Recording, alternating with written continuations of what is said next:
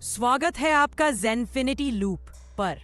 रात गहरी थी, सड़कें खाली, आसमान पर घने बादल और उस सन्नाटे को चीरती हुई विराट सिंघानिया की कार। वो तेजी से ड्राइव कर रहा था। चेहरे पर कोई भाव नहीं था, पर उसकी आंखों में जलता हुआ गुस्सा साफ झलक रहा था। किसी ने मेरी सिया को इस नजर से देखा? ये ख्याल उसके अंदर जैसे आग बनकर भड़क रहा था। 1 घंटे बाद उसकी कार जंगल के बीचों बीच रुकी, एक पुरानी टूटी हुई हवेली के सामने। दरवाजे पर खड़े उसके आदमी झुक गए। सर, मिस्टर गुप्ता को हमने बेसमेंट में बंद कर दिया है। विराट ने बिना कुछ कहे सिर हिलाया। उसके कदमों की आवाज जैसे पूरे हवेली में गूंज रही थी, ठंडी, भारी और सख्त। बेसमेंट का दरवाजा खुला। अंधेरा था, पर उस अंधेरे के बीच बंधा हुआ मिस्टर गुप्ता कांप रहा था। रस्सियां उसके हाथों में गड़ी हुई थी। सर, माफ कर दो, वो रोते हुए बोला। अब ऐसी गलती नहीं होगी, मैं कसम खाता हूं। विराट ने उसकी ओर देखा।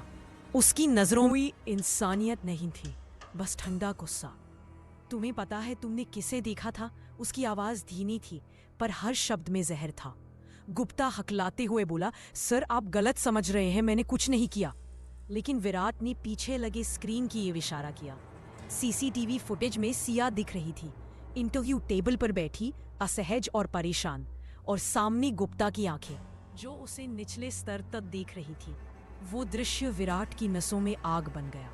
गुप्ता के रोने की आवाज बेसमेंट की दीवारों से टकराने लगी। सर प्लीज, गलती हो गई। पर तभी विराट की धीमी, डरावनी हंसी गूंजी, एक ऐसी हंसी जो किसी इंसान की नहीं लग रही थी। कुछ ही सेकंड बाद वहां सिर्फ सन्नाटा था, सन्नाटा और धुएं की हल्की गंध। विराट ऊपर आया, दरवाजा बंद किया, और बाहर जाते हुए उसके होंठों पर हल्की मुस्कान थी, एक ठंडी, रहस्यमयी मुस्कान। घर लौटते वक्त उसकी कार की खिड़की के शीशे में उसकी परछाई दिखी, गुस्से, जुनून और प्यार का खतरनाक मिश्रण। वो धीमे से बुदबुदाया, किसी ने अगर मेरी सिया को फिर उस नजर से देखा तो ये शहर फिर कभी सन्नाटा नहीं देखेगा। विराट आधी बीत चुकी थी, बाहर हवाओं में ठंडक थी, पर विराट के भीतर अब भी आग जल रही थी। वो आग जो किसी और की नजर से सिया को देख लेने पर भड़क उठी थी। धीरे से दरवाजा खुला। विराट कमरे में दाखिल हुआ। मध्यम रोशनी सिया के चेहरे पर पड़ रही थी। वो नींद में मुस्कुरा रही थी, जैसे इस दुनिया का कोई डर उसके आसपास ना हो। विराट कुछ देर तक वहीं खड़ा रहा। उसके चेहरे पर एक अजीब सी शांति थी, जो उसकी रगों में बहते अंधेरे को छुपा रही थी। वो सिया के पास गया, उसकी सांसों की गर्मी को महसूस करते हुए हाथ बढ़ाया, पर तभी रुक गया। धीरे से अपने आप से बोला, पहले इस अंधेरी रात के सब सबूत मिटा दूं, फिर अपनी सिया को छूंगा। बाथरूम का दरवाजा बंद हुआ। पानी की बूंदें उसके बदन से गिरती रहीं, और नालियों में बह गया वो सब जो उसने हवेली में किया था। एक और आदमी की सांसें, एक और गुनाह, सिर्फ सिया के नाम पर। कुछ देर बाद विराट बाहर निकला। उसके बालों से पानी टपक रहा था और आंखों में वही अंधकार था। वो बिस्तर पर लेट गया। सिया को धीरे से अपनी बाहों में भरते हुए फुसफुसाया, कोई भी तुम्हें नजर उठाकर नहीं देख सकता सिया, क्योंकि तुम सिर्फ मेरी पत्नी हो, सिर्फ मेरी। सिया नींद में कुछ बुदबुदाई। वो मुस्कुरा उठी। उसे क्या पता, जिसे वो प्यार कहती है वो पागलपन की हद तक उतर चुका है। उधर सिंघानिया मैंशन मुख्य दरवाजा खुलता है। आराध्या धीरे से अंदर आती है। उसके चेहरे पर हल्की मुस्कुराहट थी। वो विजय से मिलकर लौटी थी, अपने सपनों के पति से, जिसे वो अब तक सच्चा मानती थी। पर जैसे ही उसने देखा, उसकी माँ पायल अब भी जाग रही थी। इतनी देर रात तक कहाँ थी बेटा? आराध्या चौंकी, थोड़ी झिझकी, फिर मुस्कुराई। माँ एक फ्रेंड से मिलने गई थी, टाइम का पता ही नहीं चला। पायल ने गहरी सांस ली। ठीक है बेटा, लेकिन आगे से टाइम पर घर आ जाना, मुझे तुम्हारी चिंता होती है। आराध्या माँ के पास आई और उनके हाथ थामकर बोली, आई एम सॉरी माँ, अब ऐसा नहीं होगा। पायल मुस्कुराई। खाना निकालूं? आराध्या ने सिर हिलाया। नहीं माँ, मैंने बाहर ही खा लिया था। फिर वो अपने कमरे की ओर चली गई, जहाँ दीवारों ने उसके झूठ को सुन लिया था और चांदनी ने उसकी मासूमियत को। वो नहीं जानती थी, उसका विश्वास, उसका प्यार, उसकी जिंदगी, सब कुछ अब विजय के अंधेरे खेल में फंस चुका है। आराध्या के कमरे का दरवाजा बंद होते ही पायल, उसकी माँ, सीढ़ियों के पास ठिठक गई। दिल जैसे अचानक किसी अनजाने डर से भर गया हो। वो धीरे से फुसफुसाई, पता नहीं क्यों, लगता है कुछ ठीक नहीं। अपने कमरे में पहुंची तो ऋषिकेश लेटे हुए थे। उन्होंने पायल की बेचैन आंखों को देखकर पूछा, क्या हुआ पायल, इतनी रात को अब तक जाग रही हो? पायल ने थके हुए स्वर में कहा, कुछ नहीं ऋषि, बस आराध्या अभी लौटी है, पर दिल बड़ा अशांत लग रहा है। ऋषिकेश मुस्कुराते हुए बोले, तुम भी ना पायल, हर बात में डर ढूंढ लेती हो। अब सो जाओ, सब ठीक है। पायल चुपचाप बिस्तर पर लेट गई, पर उसकी आंखें छत पर टिकी रहीं, मानो कोई अनहोनी बस होने को हो। उधर अपने कमरे में आराध्या मोबाइल पर विजय से बात कर रही थी। आवाज में एक अजीब सी थकान और मोहब्बत का डर मिला हुआ था। तुम पहुंच गई? विजय का भारी आवाज आई। हाँ विजय, आराध्या ने धीमे से जवाब दिया। विजय मुस्कुराया, पर उसकी मुस्कान में खतरनाक सुकून था। मुझे खुशी है आराध्या कि तुमने आखिर मान लिया। मुझे लगा था शायद तुम मुझसे दूर चली जाओगी। आराध्या की सांसें हल्की कांपी। खुश तो हूं विजय, पर जिस तरह से हम शादी कर रहे हैं वो ठीक नहीं लगता मुझे।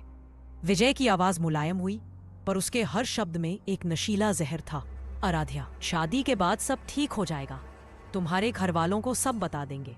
बस अभी के लिए मुझ पर भरोसा रखो मेरी जान। वो मुस्कुराया, वो मुस्कान जो मोहब्बत जैसी दिखती थी, पर उसमें इंतजार, धोखा और जीत की ठंडक थी। आराध्या ने आंखें बंद की और कहा, ठीक है विजय, मैं तुम पर भरोसा करती हूँ।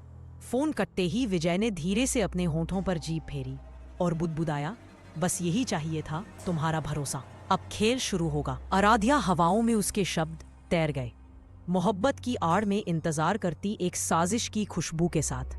धीरे धीरे सिया की आंखें खुली। सूरज की हल्की किरणें खिड़की से भीतर आ रही थीं। उसे एहसास हुआ विराट की बाह अभी उसके चारों ओर थी। उसका गंद सांस सिया के कंधे को छू रहा था। सिया ने धीरे से उसकी पकड़ से खुद को छुड़ाया, जैसे कोई चांदनी अंधेरे से निकल रही हो। वो बाथरूम में गई, चेहरा धोया और नीचे आकर चुपचाप नाश्ते की तैयारी करने लगी। कुछ देर बाद विराट की नींद टूटी। वो सीधे नीचे आया और सिया को किचन में देखकर ठहर गया। अगले ही पल वो पीछे से उसके पास आया और बिना कुछ कहे उसे अपनी बाहों में खींच लिया।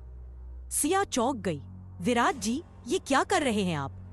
विराट उसके कान के पास झुककर धीमे से बोला, सजा दे रहा हूं क्योंकि तुम मुझे बिना बताए चली गई थी सिया। सिया ने हल्के से मुस्कुराकर कहा, विराट जी, माला आती होगी, जाइए फ्रेश हो जाइए, मुझे भी ऑफिस जाना है। तभी ऊपर से माला की आवाज आई, दीदी। विराट हल्के से सिया से अलग हुआ। उसकी नजरों में अब भी वही कशिश थी। वो सीढ़ियां चढ़ गया, जबकि सिया ने एक गहरी सांस ली। ये विराट जी भी ना हर पल मुझे शर्मिंदा कर देते हैं। थोड़ी देर बाद विराट नीचे आया, पूरी तरह रेडी, कॉन्फिडेंट और हमेशा की तरह कमांडिंग। सिया, आज मैं तुम्हें ऑफिस छोड़ दूंगा, जल्दी रेडी हो जाओ। सिया ने सिर हिलाया, ठीक है विराट जी। जल्दी में वो अपने मंगलसूत्र को पहनना भूल गई। जब वो नीचे आई, विराट ने उसकी तरफ गौर से देखा। तुम कुछ भूल गई हो सिया। सिया रुकी। क्या विराट जी? विराट बिना जवाब दिए ऊपर गया। थोड़ी देर बाद उसके हाथों में सिया का मंगलसूत्र था। वो उसके पास आया, धीरे से सिया के गले में मंगलसूत्र डाला। उसकी आंखों में देखते हुए बोला, अब ठीक लग रही हो विराट की सिया। सिया की सांसें रुक सी गई। विराट ने उसके माथे पर एक हल्की किस रखी, इतनी गहरी कि सिया का पूरा चेहरा लाल हो गया। विराट और सिया साथ कार में बैठे थे। सुबह की ठंडी हवा खिड़की से अंदर आ रही थी, लेकिन उनके बीच एक अनकही गर्मी थी। वो चुप्पी जिसमें प्यार और हक दोनों का रंग घुला था। विराट ने स्टीयरिंग पकड़े पकड़े सिया की ओर देखा। सिया, अगर ऑफिस में या किसी से भी कोई परेशानी हो तो मुझे तुरंत बताना, समझी? सिया ने हल्के से मुस्कुराकर कहा। विराट जी, मैं बस ऑफिस जा रही हूँ, आप इतनी चिंता मत कीजिए। विराट ने कुछ नहीं कहा, बस उसकी आंखों में गहराई से देखा, जैसे वो उसके हर शब्द, हर सांस को पढ़ लेना चाहता हो। ऑफिस के बाहर कार रुकी। सिया उतरने के लिए झुकी ही थी कि विराट ने उसका हाथ थाम लिया। सिया, अपना ध्यान रखना। उसका स्पर्श गहरा था, जैसे वो उसे छोड़ नहीं पा रहा हो। सिया ने सिर झुकाकर हाँ में सिर हिलाया और कार से उतर गई। विराट की निगाहें तब तक उसका पीछा करती रही जब तक वो बिल्डिंग के अंदर नहीं चली गई। उसने धीमे से मुस्कुराते हुए खुद से कहा, तुम्हें जो करना है कर लो सिया, पर मेरी नजरें हमेशा तुम पर रहेंगी। और वो कार का गियर डालते हुए वहां से चला गया। पर पीछे उस हवा में अब भी उसका एहसास बाकी। उधर सुबह की धूप धीरे धीरे रसोई की खिड़की से भीतर आ रही थी। पायल कुछ पका रही थी, तभी पीछे से 2 नर्म बाहों ने उसे थाम लिया। मम्मी, पायल ने पलट कर देखा। आराध्या मुस्कुराते हुए उसके गले लगी थी। क्या बना रही हो मम्मी? तेरे फेवरेट रसगुल्ले, अरू। आराध्या मुस्कुराई, फिर धीमे से बोली, मम्मी मैं 2 दिन के लिए बाहर जा रही हूँ। पायल ने भौहे से कोड़ ली। कहाँ और क्यों बेटा? ऑफिस का काम है मम्मी, अचानक जाना पड़ रहा है। पायल का चेहरा गंभीर हो गया। नहीं अरू, तुम कहीं नहीं जाओगी। पता नहीं क्यों मेरा दिल बहुत घबरा रहा है। आराध्या ने उनका हाथ थामा। मम्मी मैं अब छोटी बच्ची नहीं हूँ। उसी वक्त श्रद्धा कमरे में आई। जने दो पायल, काम के लिए जा रही है ना? पायल ने भारी आवाज में कहा। श्रद्धा, मेरा दिल कह रहा है कुछ ठीक नहीं। श्रद्धा मुस्कुराई। माँ का दिल हमेशा डरता है, लेकिन यकीन मानो सब अच्छा होगा। पायल ने आराध्या के गाल को सहलाया। ठीक है बेटा, पर जाते ही फोन करना। आराध्या ने सिर झुकाया। हाँ मम्मी। वो एक बार फिर पायल के गले लग गई, लेकिन इस बार उसकी आंखों में अजीब सी बेचैनी थी। विराट अपने ऑफिस के कैबिन में बैठा था। शहर की ऊंची इमारतों के बीच उसका कांच का ऑफिस इतना शांत था कि उसकी हर सांस की गूंज सुनाई दे रही थी। दरवाजा खुला। टीना फाइल लेकर अंदर आई। सर, आपको आज शाम की मीटिंग अटेंड करनी है। विराट ने हल्के से सिर हिलाया। पी पर उसकी नजरें अब भी लैपटॉप की स्क्रीन पर थीं, जैसे कुछ सोच रहा हो, कुछ भाप रहा हो। तभी फोन बजा। स्क्रीन पर नाम था डिटेक्टिव आर्य। विराट ने कॉल उठाया। बोलो। आवाज आई। सर, एक अपडेट है। कल मैंने विजय रंधावा को आराध्या मैडम के साथ देखा था। विराट की उंगलियां टेबल पर रुक गई। आराध्या और विजय? डिटेक्टिव की आवाज धीमी पड़ी। लग रहा था दोनों एक दूसरे को पहले से जानते हैं, काफी क्लोज थे। विराट की आंखों में अंधेरा उतर आया। विजय पर नजर रखो, मुझे हर एक डिटेल चाहिए। कॉल कट होते ही उसने गहरी सांस ली। इसकी आंखों में अब सिर्फ ठंडा गुस्सा था।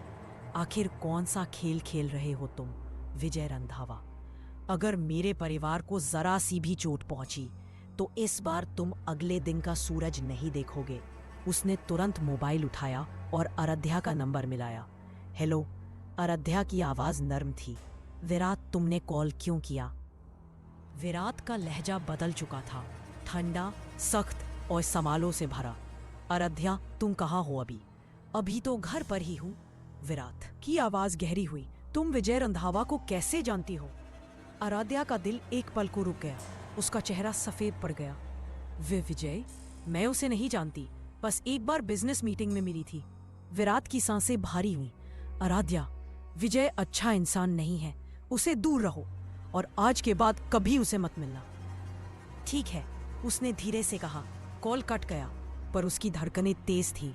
वो अब भी वही शब्द दोहरा रही थी। विजय अच्छा इंसान नहीं है। पर उसे यकीन नहीं आया। उसके दिल में अब भी विजय की मुस्कान, उसके कहे मीठे शब्द गूंज रहे थे। मैं तुमसे प्यार करता हूँ, अरू। वो नहीं जानती थी जिसे वो प्यार समझ रही है, वो किसी और के खेल की एक चाल है, और उस चाल के पीछे है सिंघानिया एम्पायर का साया। कभी कभी जो चेहरा सबसे सच्चा लगता है, वही सबसे बड़ा झूठ बन जाता है।